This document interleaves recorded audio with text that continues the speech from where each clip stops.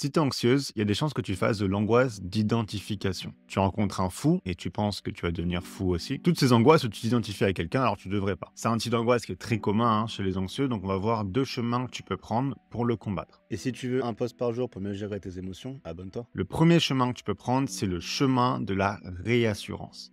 En gros, c'est celui que tu as pris jusqu'à maintenant. Donc, dès que ce genre d'angoisse surgit, tu vas rechercher à te réassurer. Donc, soit en regardant sur Internet, soit en prenant un énième rendez-vous chez un médecin, par des sortes de dialogues internes ou par plein d'autres méthodes que tu vas trouver. C'est une méthode super efficace. Non, pas du tout. C'est la pire méthode possible qui aura l'effet complètement inverse à ce que tu essaies d'accomplir. En fait, il faut comprendre que les angoisses d'identification sont créées par une amygdale en suractivité, mais sont fondées sur d'énormes erreurs logiques. Il y a un millier de raisons qui prouvent que tu as le contrôle sur ta vie et que c'est pas des forces obscures qui vont te pousser à avoir le même destin que cette personne-là à qui tu t'identifies. Mais c'est pas en cherchant ces raisons que tu vas arrêter ces angoisses. Il faut que tu empruntes un deuxième chemin qui est le chemin du désintérêt.